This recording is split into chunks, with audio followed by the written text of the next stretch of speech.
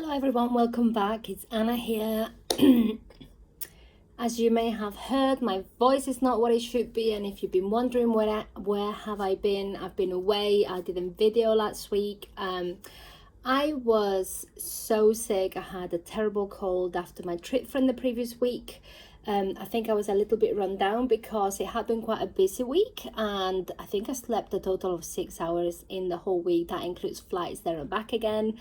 There were long flights. I had the absolute privilege of traveling to India with my work. We were having a conference. It was fantastic. You will have seen the video. I was super excited of being there, but it was a 10-hour flight there and 11 and a half hours travel back, and it was just intense, and I did not sleep one blink either way there and back again. I was doing sessions, and I was just absolutely exhausted by the end of it. So I think that, combined with just flying and there's more germs and everything around, and there's of course something going around, I was absolutely exhausted. So last week I was completely knocked out, and everything I had was put to try to recover, because it was my husband's birthday and we had planned a trip away to Paris. So we went to Paris for the weekend. We took the Eurostar, we stayed there, it was amazing.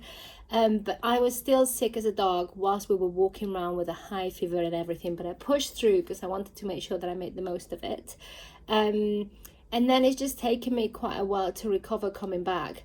But also life has got in the way, because there are big life changes coming up. So for me, again, sorry, I know that this is supposed to be about my weight loss, but I think it's important to recognize that sometimes there are things in life that happens that means that you're thrown off your normal routines, and whilst you think that you're doing really well with some things, all of a sudden life will happen and you need to continue to refocus and recalibrate where you are. And that doesn't mean that you miss out on your personal goals. You just need to find a way of flexing and working around them.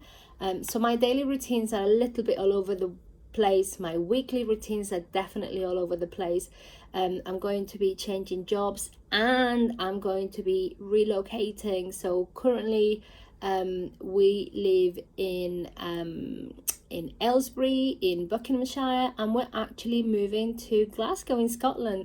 So that is super exciting, but it means everything that goes along with a big relocation and everything else. So on top of the travel with work, on top of the personal travel, on top of the sickness, we're also looking for jobs for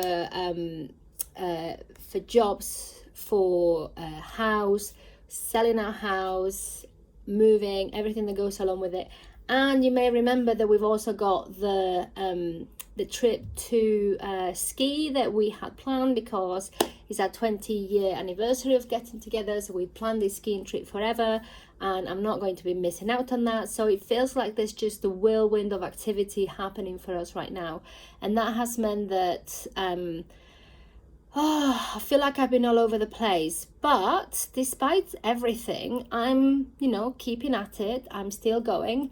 But things have been a little bit different than my usual, just very structured. You know what I'm like. You've been watching me for a while. If you're here, you've probably seen me before. And you know that I like my structure. I like my plans. I like to stick to what I'm going to do. And all of that has been out the window. I have barely remembered to record what I'm eating. I'm having bars with me that I just keep on eating whenever I've got a free minute, because just the bars that I'm supposed to have, because time is just getting away from me. So and there are times in life when that happens. But what has happened? So last week I still went to weigh myself, and last week I lost half a kilo, which is a pound, which is great. And this week I have lost another half a kilo, which is another pound. Which is amazing. So in total, I am up to a total combined weight loss of 48 kilos. I'll come back to that in a second, but 48 kilos is, let me just check, it's 107 pounds, which is incredible, and is 7.6 stone.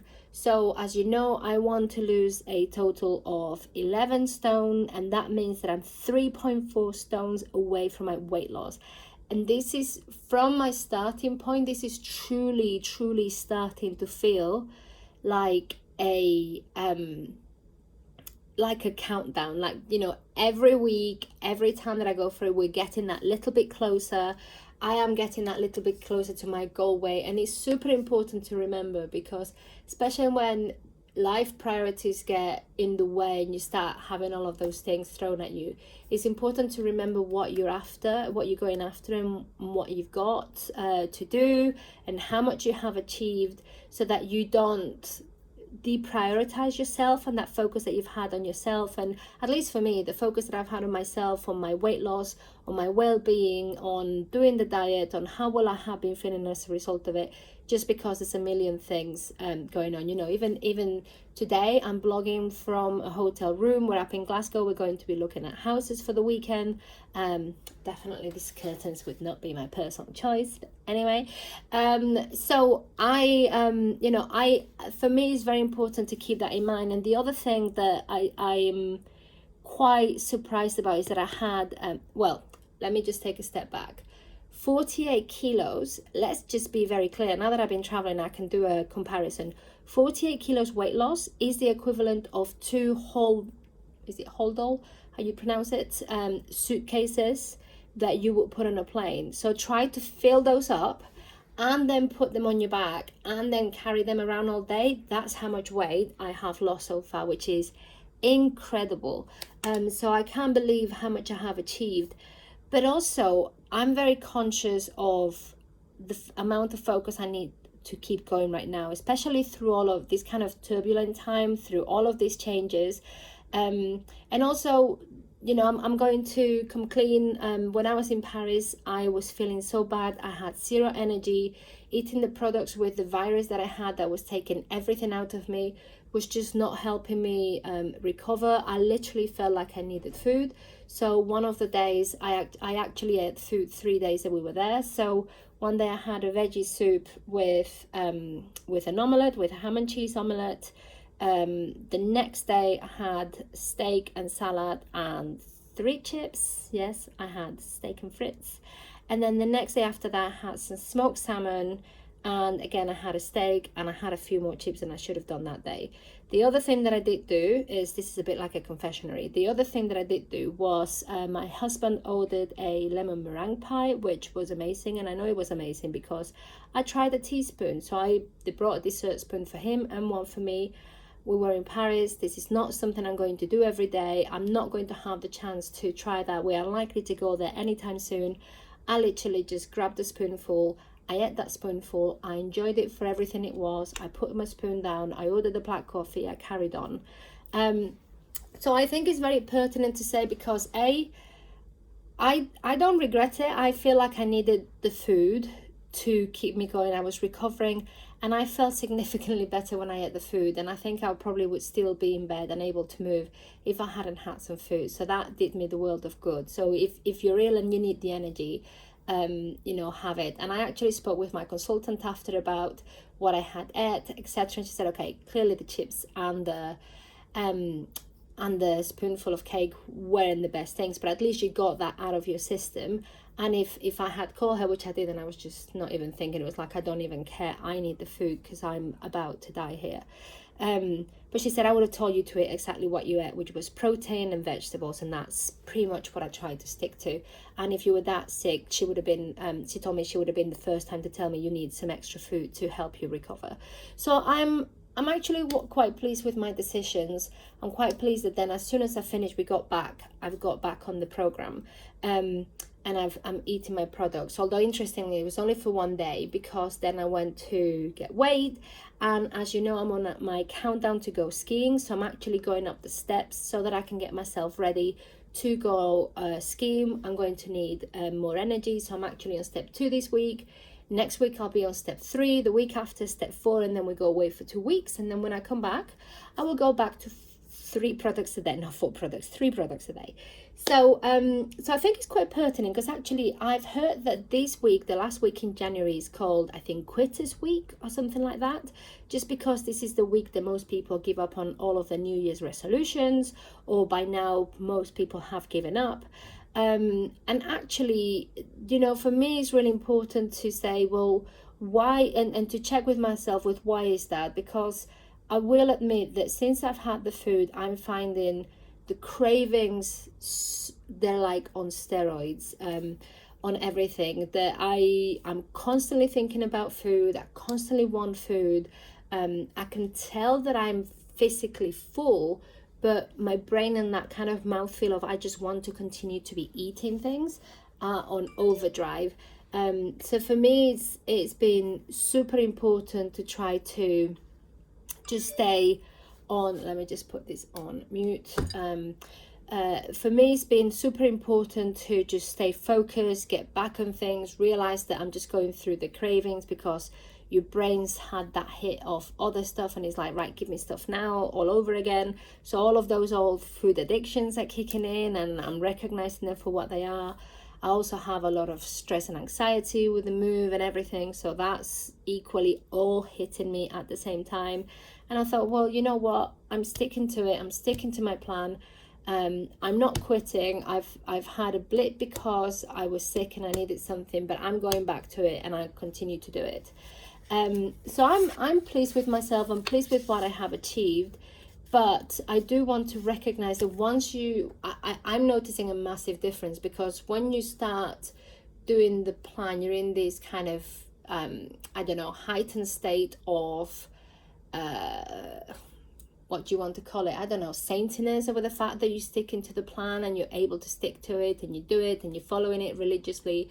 And I don't, you know, and then after that, all you can think about is food, and actually sticking to it is so much harder. But this is the time to really continue to stick to it and just not give up. All of my technology is all intervening at the same time. Anyway, let's ignore that. So, you know, it's just important to recognize things for what they are, but also finding a way of coping with it. So I'll give you another example. We were driving up really early this morning to get to the hotel so I could be working from the hotel room whilst my husband went off to have a few meetings.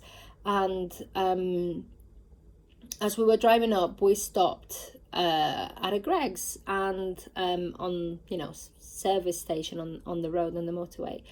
And he had a breakfast baguette and that was fine. And he said to me, what do you want? And it took everything I had to not ask for like omelette and bacon or something like that, and just go, I'm just going to have a black coffee because I have my bar in my bag and I'm going to stick to it. And in the past I would never have blinked. I would have been like, why are you even asking? I'm just having a coffee, that's it. And today it took me that little bit longer to think about what I needed to do.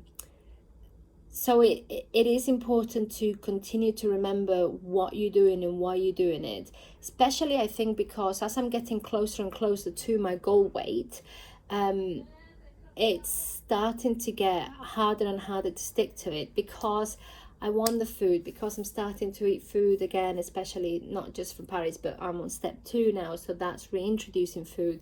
And when you have a little bit of food, all you want to do is just find ways in which you can have more food or different food to try, and you just want more. So you kind of become this craving monster that is insatiable and you just want more and more and more. So I'm constantly having to like take deep breaths and check in with my stomach and see, am I feeling full? Yes, I am. Therefore, I shouldn't need any food. What am I doing energy-wise? I'm actually okay. I don't need anything. I just need to kind of just write this out and carry on. And you know, and it was interesting because after Paris, I knew I needed the food, but I still had all this guilt and shame from having ate the food. And I had to give myself a talking to say, look, you needed to recover from illness and you have done that. So just give it up. Plus, it's done. There is nothing you can do about it now. All you can do is worry about what your next action is going to be. And that's what I have done. The other thing is, I keep on having to remind myself what it is that I want. So things like, I am now on a size 16, but I want to be on a size 12. And if I could dream of something, I'd be on a size 10. So why shouldn't I, you know, continue to go for it? Because whilst I feel good right now, I'm getting a huge amount of compliments. You guys have been amazing at supporting me all the way through. and give me a huge amount of support and compliments. And that feels great, and I do feel better in myself, but I know that if I continue, I'm going to feel even better, and that's going to help me to get to what I want. So I have to kind of daily give myself a talking to, and every time I think about food, I'm kind of remembering this. Do I want to give into temporary satisfaction and then have to endure the weight of the guilt that comes along with that, even if I just stayed where I was? Or do I want to deal with my temporary short-term disappointment or not getting the food that I want, but actually knowing that I'm working towards my longer-term goals? And if I feel good now, I'm only going to feel even better when I do achieve my final goal weight and the target that I had set for myself at the start.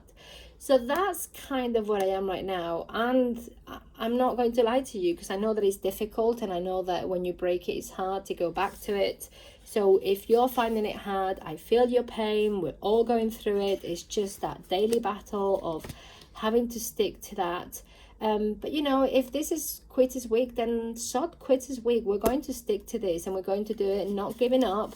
We continue fighting for it. We're going to keep our focus, having to keep refocusing on what are your motivations, what is your purpose for doing this, what do you want to achieve, how much have you achieved so far, what a difference that's made to your life, but also a little bit of rechecking on what are your strategies, because if your cravings are on overdrive, you probably need slightly different strategies than you've had before. So you need to think about what those need to be to help you manage until your cravings stabilize and you go back to that normal, where you're able to just carry on without thinking about it all the time. So I think it is important to know that it is not going to be easy, and the brain plays nasty tricks on you. It forces you to try to go for food. It tries to trick you into getting short fixes because it just wants immediate energy. But we need to just continue to focus on doing this for ourselves. Interestingly, I've been having conversations this week with a couple of people that I haven't spoken for about a couple of years, and every single one of them has said to me what a difference they see in me, not just in my weight, my face and my shoulders looking thinner, because we were talking on camera, but also just the difference that they see in me and how I'm expressing myself and how I'm voicing what I want and what I don't want. And that's a result of the evolution that I've had. And also for me, this has been as much a psychological and kind of mental and emotional evolution as well as a physical one. So I have to continue to remind myself that I don't want to go back to the starting point. And if I ever had any doubts, I can go back to my very first videos and look at me, look at my face, look how I carried myself, and see the difference between there and now, to know that I am so proud of what I have achieved, but also I'm not ready to give up, and I'm ready to keep going until I achieve these whole damn 11 stones that I want to be losing. Even with the turmoil, even with the changes, I am going, and I am going to overcome this. I am determined to achieve it, and I will do it. So if you have things happening in your life, just remember to not give up on yourself and to not deprioritize yourself, because you're the most important thing you need to worry about first and foremost, and everything else will sort itself out one way or another. So including my croaky voice, which I'm hoping will improve from one week to the next. Anyway, I have missed you loads. Hopefully this will make up a little bit for my being away and missing last week. I will be back next week. Hopefully, if you have any comments, any questions, anything you'd like me to cover, as always, please leave them in the comments. And I will I'll see you soon. My videos are going to be possibly a little bit like this. I've been trying to do the thumbnails and I haven't had a chance to do it last week or this week because I'm traveling, so I'm just recording it on my iPad and I don't have the way to do it properly. But please leave your comments. Let me know how you're doing, how you're getting on, how has January been for you. I know that the post-Christmas post-Christmas process, it is quite a journey, and it kind of carries with you for a long time. So we're all on the same boat. We're all going through these. There's more people that are going through that. So if you're feeling like you're the only one that's struggling, please know you are not the only one going through it. We're all finding our way to pick ourselves back from various different pieces. But yeah, we can't remember what we've lost, because I keep thinking about 48 kilos. There's no way I want those 2 suitcases back on my body anytime soon. That is so not happening. And it's easy to forget about those 2 suitcases when you are just about to pick some food, when you're just about, when you're going to a restaurant, when you're going to a coffee shop, when you're with family members, when you get peer pressure to eat different things. But actually, when you have a way of visualizing those 48 kilos or whatever weight loss you've had, it doesn't matter what it is. If you find a way of associating it with something that is going to bring it to life, it will help you through that. I find that for me, thinking about those 2 suitcases is really important, because that helps me to really think about the physical weight that would be on your person. The other thing that I find quite useful is to think about the weight loss that I've done in terms of packs of butter. So if you think about a pack of butter of whatever it is, just the general square one, or the one in the plastic tubs, the ones in the foil wrapping. So those tend to be, I think they're 250 grams. So if it's 250 grams per pack, because there's so many of 25 grams, isn't it? So I think it's 250 grams is 4 quarters by kilo. So if I multiply 48 by 4, that can be right. 48 kilos times 4 packs per kilo, that's 192 packs of butter. I can't even conceive of that. I don't think, even if you look at a supermarket fridge where they hold the butter, I don't think they even hold 192 packs of butter. But if you can visualize those, and then you think if it wasn't there, it would be all over your body, that's what I have lost. So, think about it in terms of weight, or bricks, or for me, suitcases, or butter, or, whatever it might be that helps you to find a way of correlating what have you achieved so far, what have you lost, and do you want to go back to that because of this short-term loss, or do you just want to continue because you know that you're going to stick to it and carry on, And I'm having to really focus on that, because I feel that even though I ate food, I still lost 0.5 kilo. So in a way, I could be lured into a false sense of security if I got away with it, because